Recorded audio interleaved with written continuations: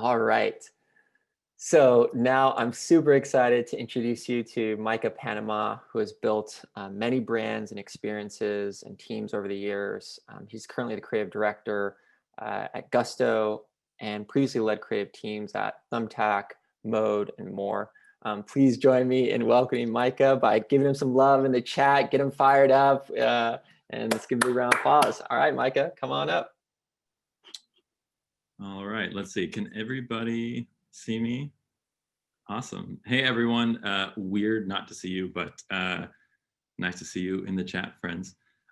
Cool. Well, thanks for the intro, Enrique. Yeah, I think you noted something there that building brands is a long-term activity. It's something you do that you have to have commitment and faith in. And so I'm going to get started here, and I'm going to walk you through how we rebranded Gusto for the long term. So let's get going here.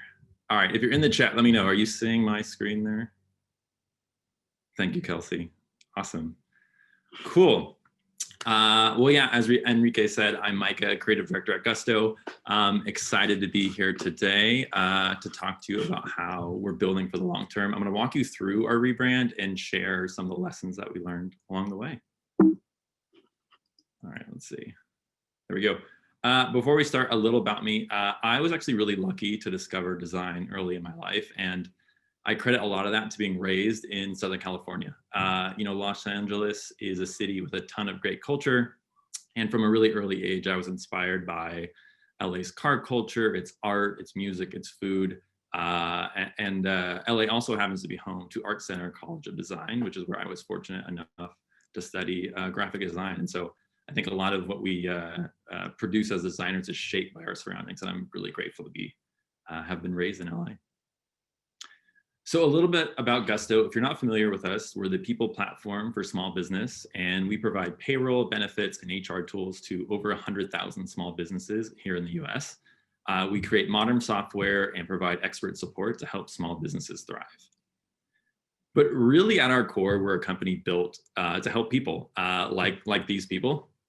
This is one of our customers. It's American Canning. They're in Austin, Texas. And our mission is to create a world where work empowers a better life for folks like American Canning. And that has become more relevant than ever. As a lot of you know, small businesses have been hit really hard by COVID-19.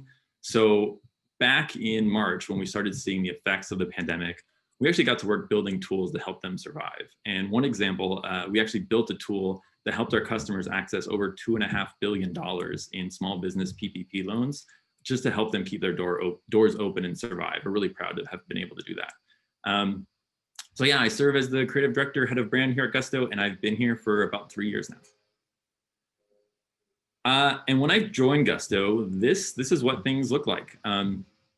Gusto actually, we stood out from a lot of our corporate looking competitors. And we had created some really unique and delightful experiences, like our payday email, which you can see there in the bottom in the center.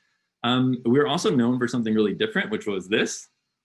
There it goes. That walking pig with an umbrella in its back for some reason was actually our loading animation. And it was this whimsical thing that they had built in product that our customers, it turns out, really loved. So we had been doing things in a really different way, but we hadn't ever defined what our brand positioning was. And so the company lacked a shared understanding of how to consistently represent the Gusto brand across everything we did. And that was combined with another challenge, which was that we were evolving our product strategy beyond just being payroll and benefits, but that wasn't also reflected in the way that we showed up in the world. So when we looked at those two things, we realized that the time was right to figure out how we were going to tell an enduring story that would help us grow the company, again, for the long term. Glad to see people in the chat. Love the pick. So I don't know if any of you have read this book. It's a popular business book called 7 Powers, the Foundations of Business Strategy. And the book lays out 7 ways a business can create sustainable advantage. The 5th power there is branding. Our leadership team had been discussing this book, and it ended up becoming a great tool for us to align on why it was the right time to rebrand, but also what the goals of doing a rebrand would be. So this is how the book describes branding. The author calls it the durable attribution of higher value to objectively identical offerings due to historical information about the seller. In plain English, it really means that great brands communicate value and they evoke positive emotions. And the important part of that for businesses, people are willing to pay more for brands that do that. Classic example of this is Coca-Cola. So people routinely choose Coke over Pepsi when they're given the choice, even though in blind taste tests, Pepsi regularly wins. And that's just sugar water. What makes branding really interesting at a tech company is that unlike a soft drink, software isn't typically a commodity. So your brand isn't just a story that you invent to make people feel good about what you're doing or what you're selling. When you do it well with a software company, you can communicate the unique value you provide, and you can tap into that emotional aspect of why your customers choose you. And all of that is to say that your brand isn't just your website or your marketing campaigns. It's really everything you do. And if you're a tech company, it's especially the experience that your customers have when they use your products. So at the start of this project, we were in hypergrowth mode. We looked at the next 2 years of growth. We planned to double our customer base. And to do that, we need to double our brand awareness. We needed way more small business owners aware of who Gusto was so that more folks would choose us. And to do that, we had to double our employee headcount so we could better serve those companies.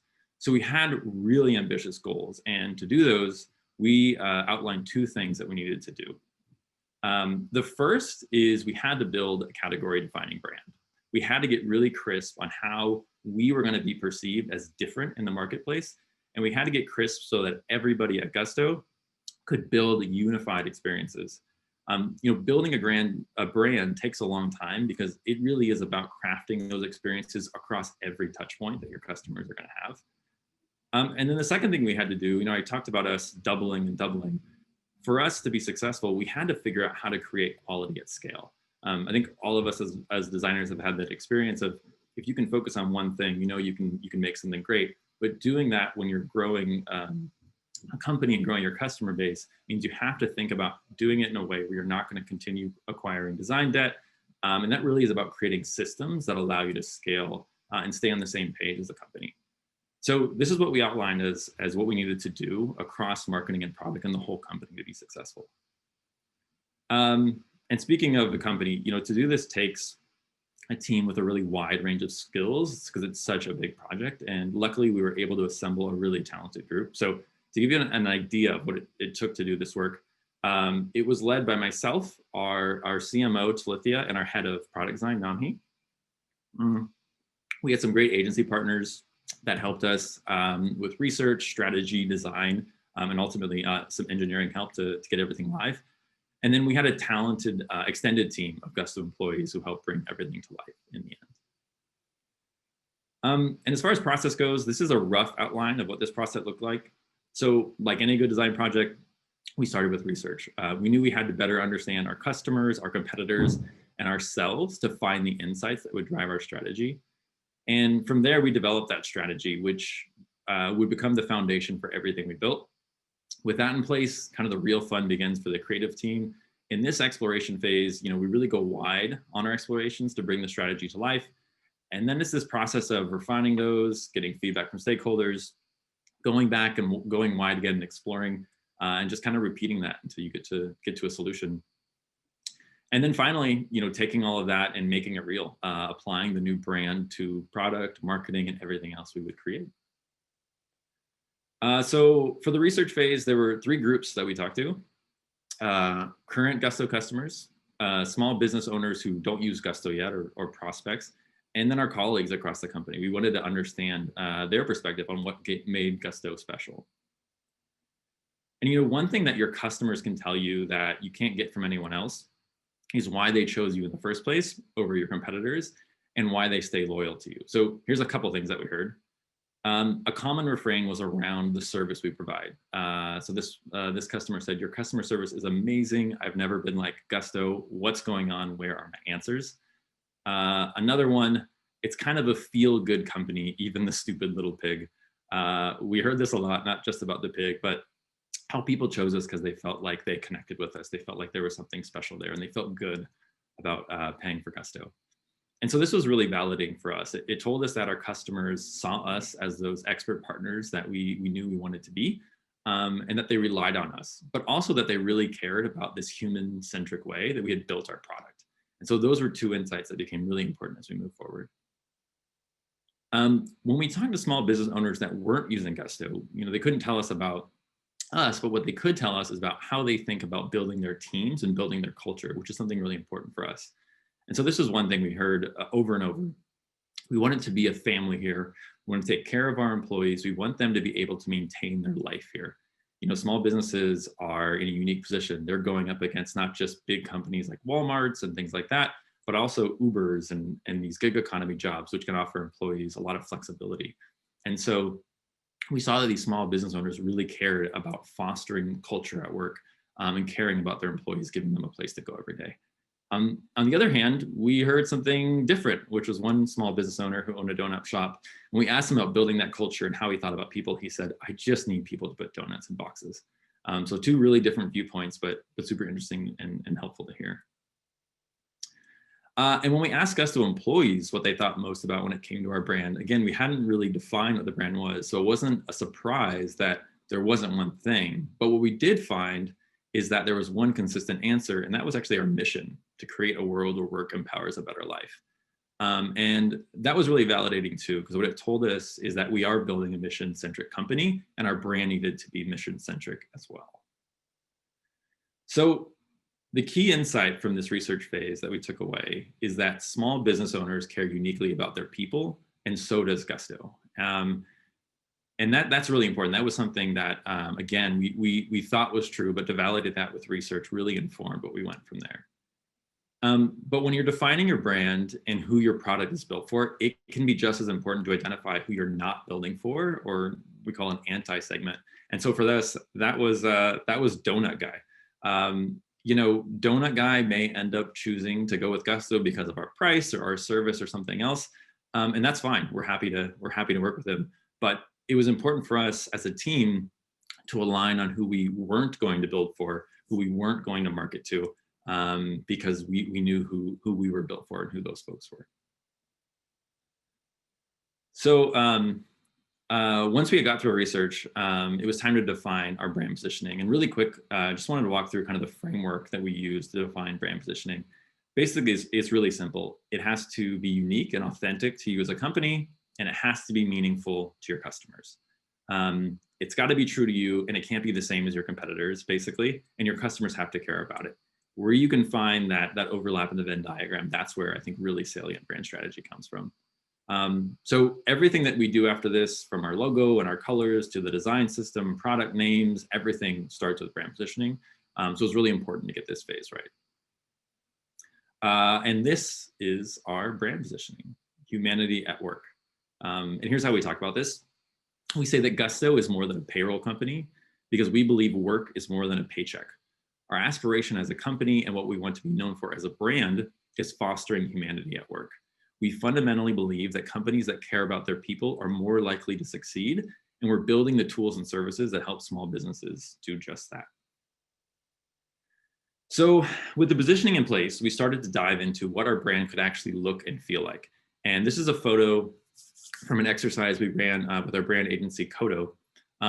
They line the wall with hundreds of pieces of inspiration. And if you look close, you can see that they're actually categorized across different parts of a brand system. So there's typography, logo, color, art direction, etc. And then we brought in our stakeholders, and what we had them do is actually pull elements that they felt best represented Gusto across every element. And so this is Tomer, one of our co-founders, and you can see he's pulling from the art direction panel. And here's what some of those end results look like.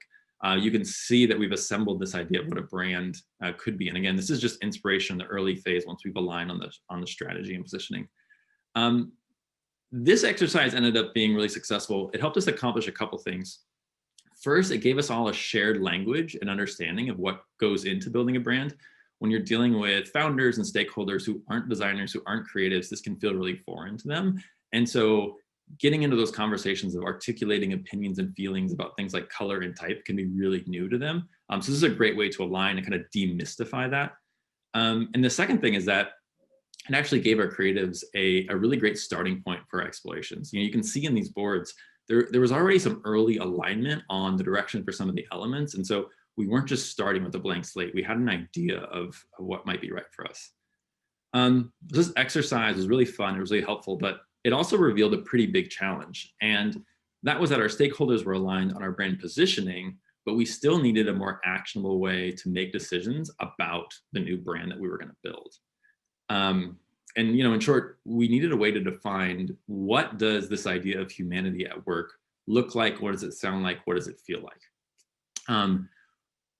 Up until this point, a common thing we would hear in crits is, can we make it more fun? That was feedback we heard over and over. And the sentiment was really about pushing our work to feel more like Gusto. And that was sort of expressed through this idea of fun. But fun was this kind of one-sided and really subjective idea that no one had defined. So it was hard to make it fun, actionable.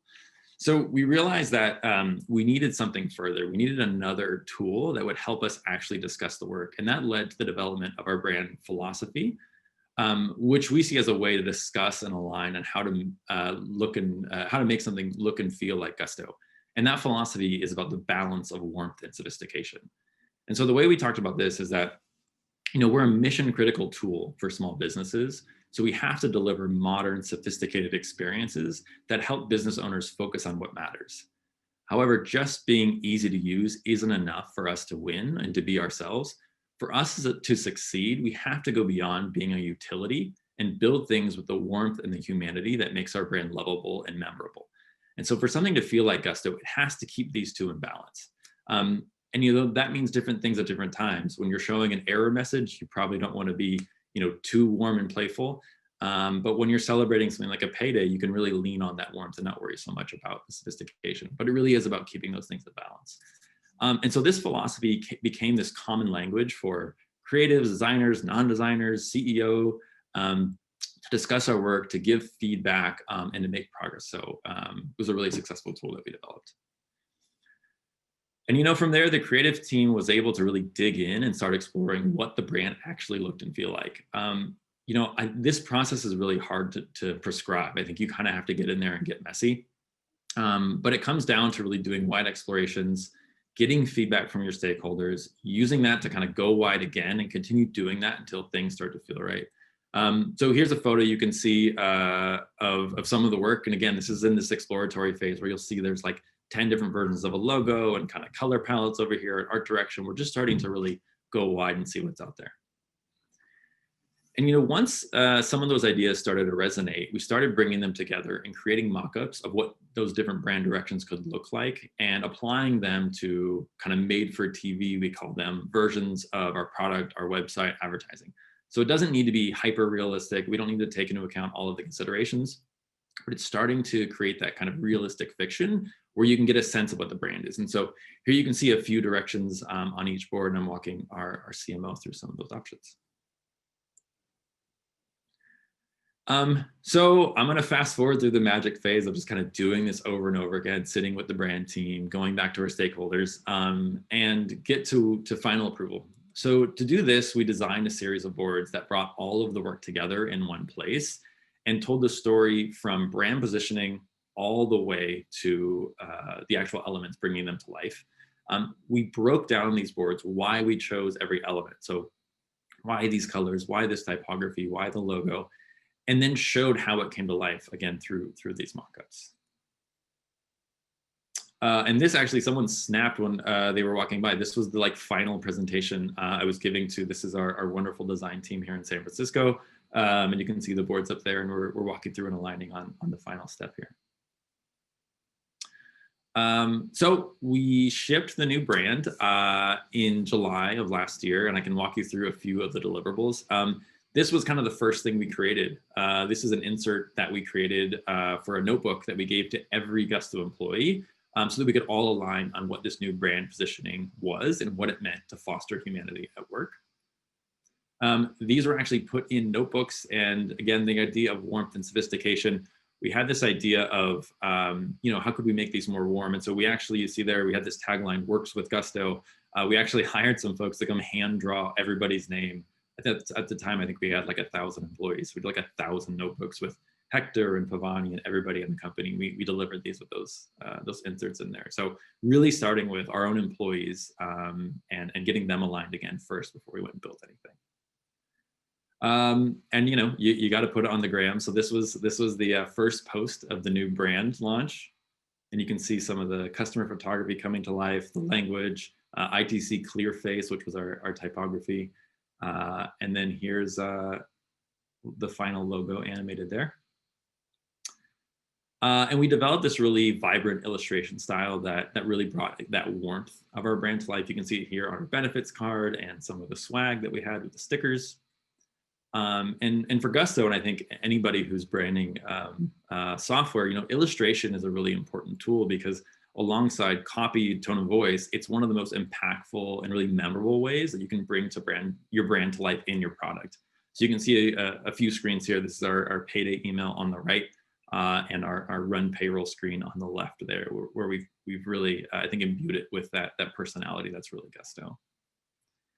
And of course, we had to refresh the pig. So the pig survived the rebrand. She got a new name, so this is now Penny the pig.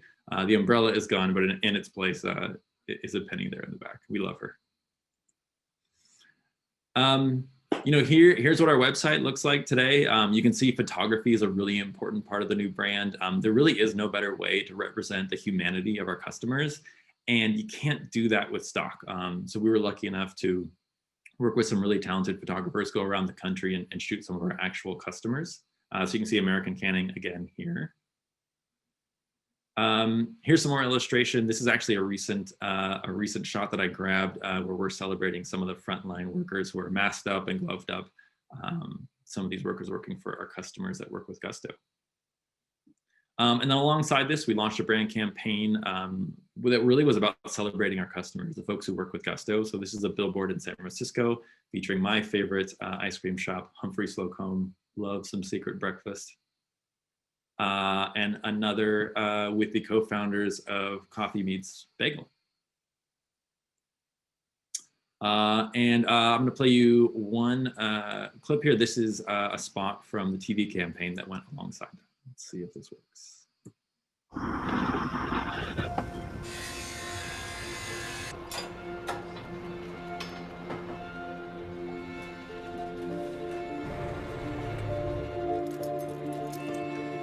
What does it mean?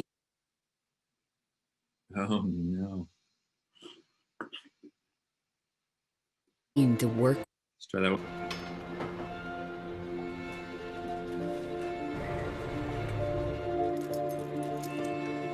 What does it mean to work with Gusto? It means rolling up your sleeves and keeping them that way. Turning your passion. Well, it wouldn't be a Zoom without some technical difficulties, so let's see if we can get it to go here. Into something more. And finding the balance between work and life. Working with Gusto means taking care of the people behind your business. So work with pride. Work with purpose. Work with Gusto.